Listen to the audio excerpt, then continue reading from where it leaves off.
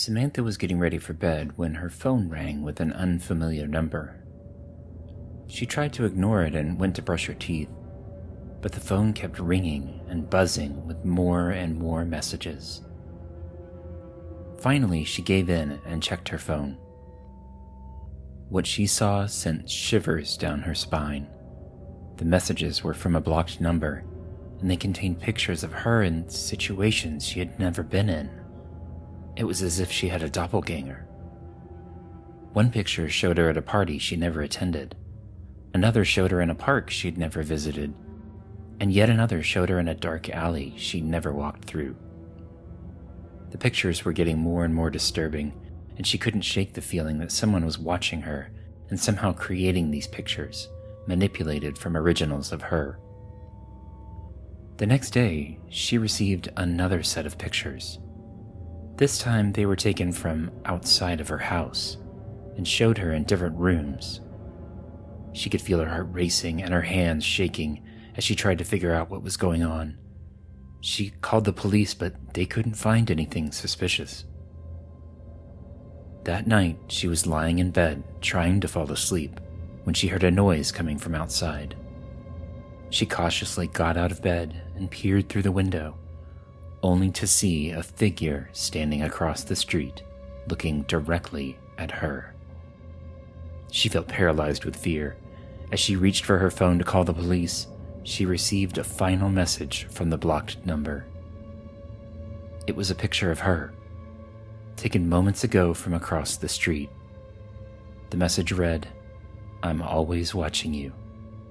She screamed and the phone slipped from her hand, falling to the floor with a crack. When she looked back outside, the figure was gone.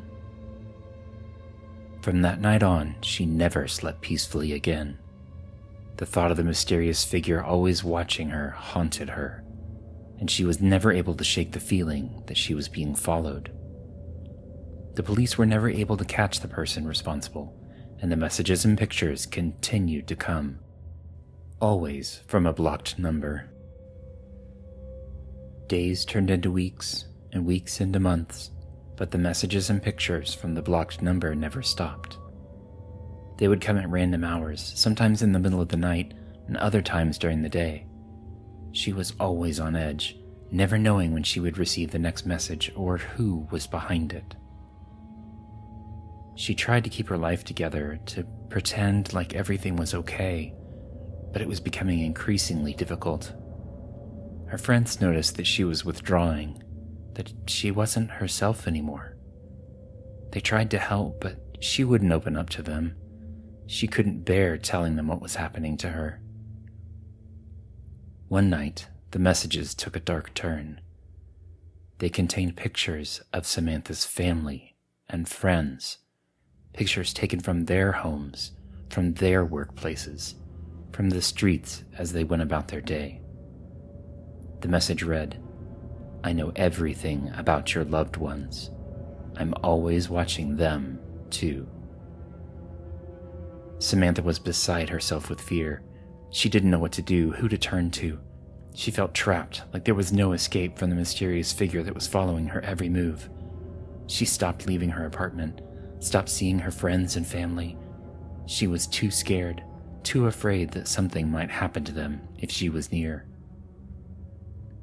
Eventually, she couldn't take it anymore, and she left town, moving to a new city, starting a new life under a different name. But the messages never stopped. They always found her, always reminding her that she could never escape the shadow that was following her. Then years went by, and Samantha thought that maybe, just maybe, she had left her past behind because the messages had finally stopped. But one day, she received a message from the blocked number. It was just one word: hello. And with that, she knew the nightmare had started all over again.